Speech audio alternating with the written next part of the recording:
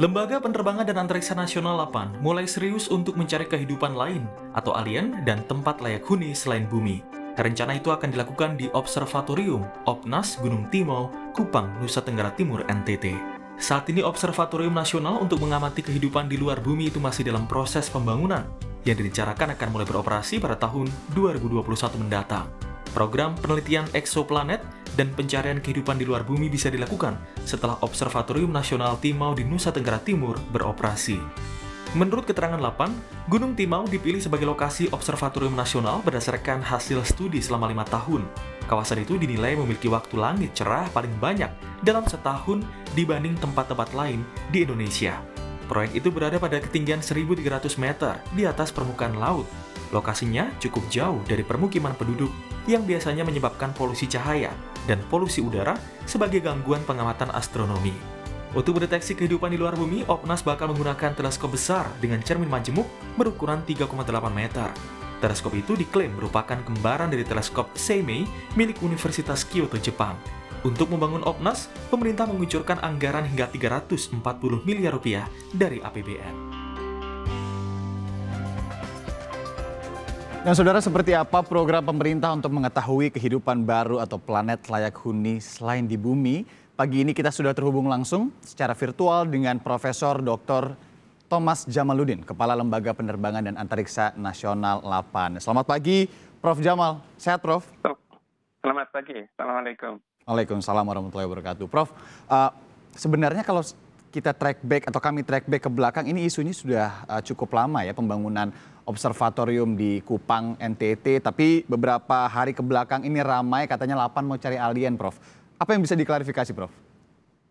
Ya, jadi sesungguhnya pembangunan observatorium nasional ini sejak 2017 dan ini merupakan proses panjang bekerja sama dengan teman-teman astronomi ITB.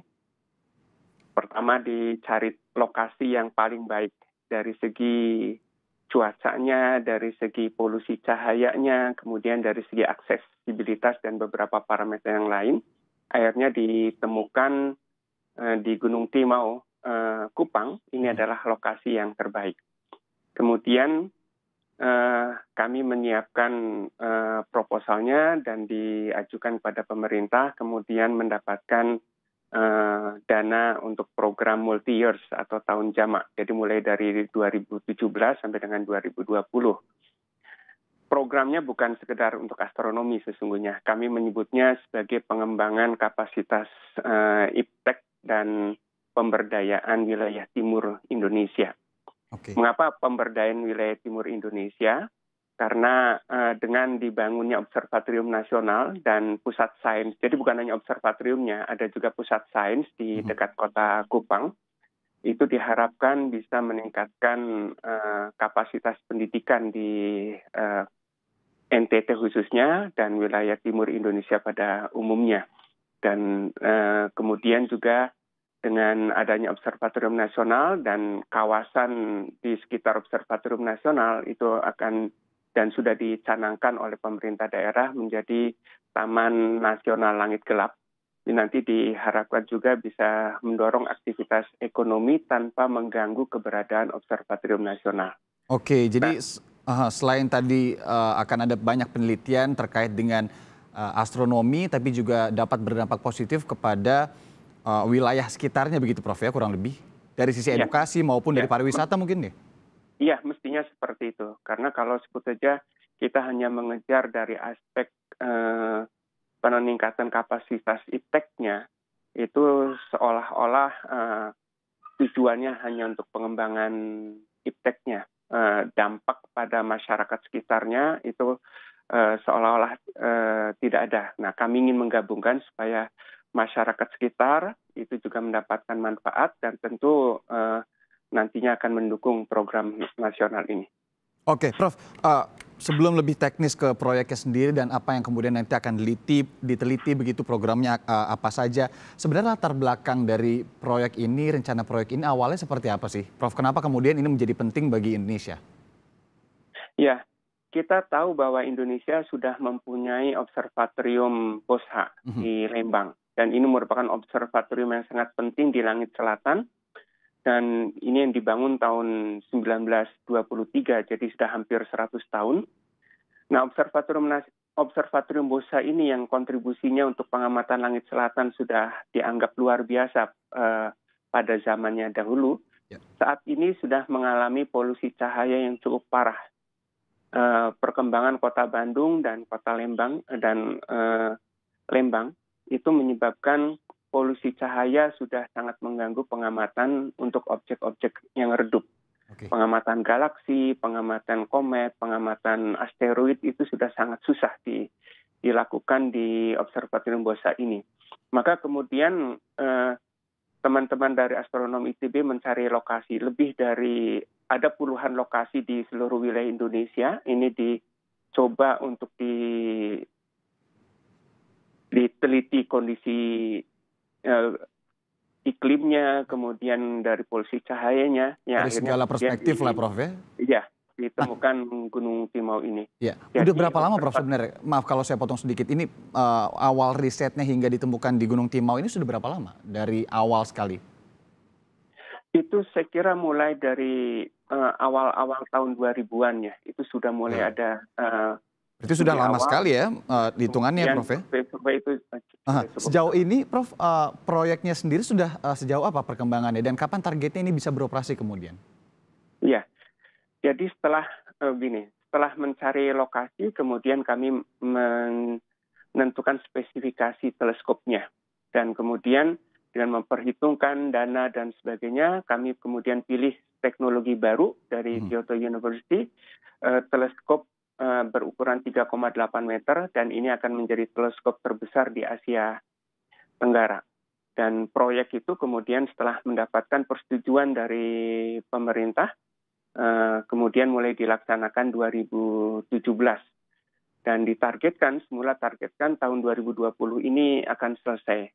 Namun karena terkendala aspek akses jalan.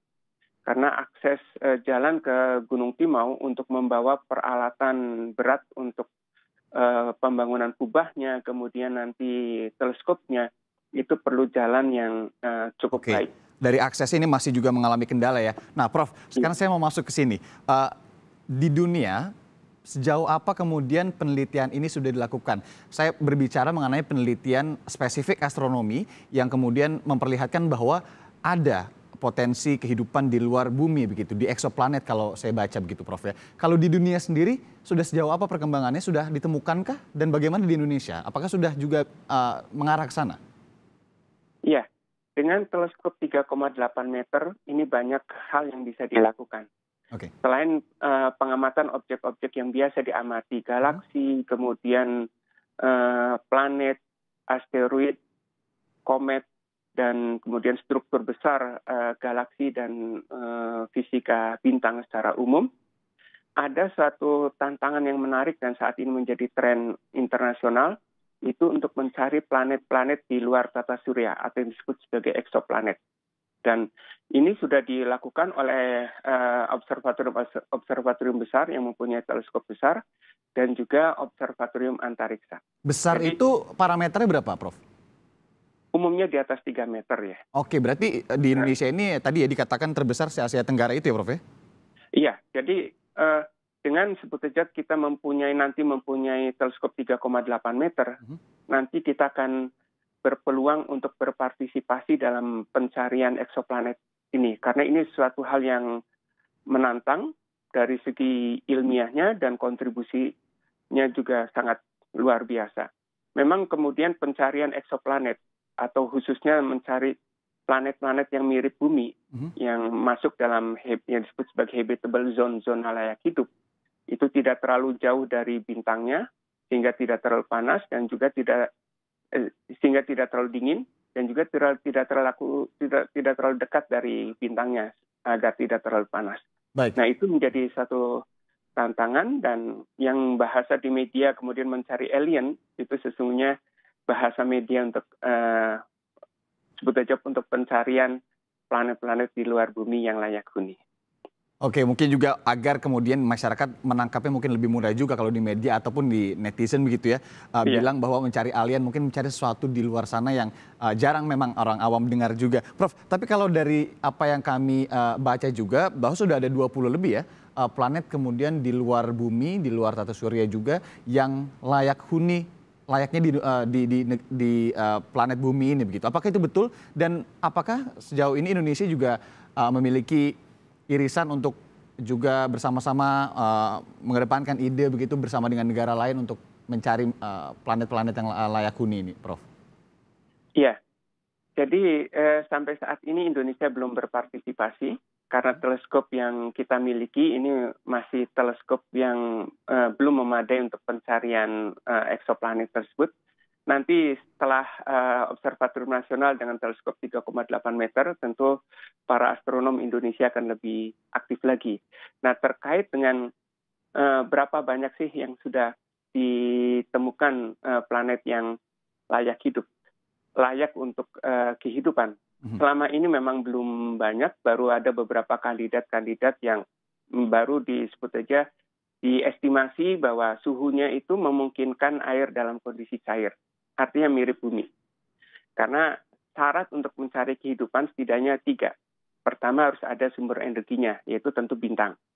Kemudian yang kedua harus ada air dalam kondisi cair. Karena untuk kehidupan itu air dalam kondisi cair yang diperlukan. Berarti suhunya itu kira-kira mirip seperti suhu bumi.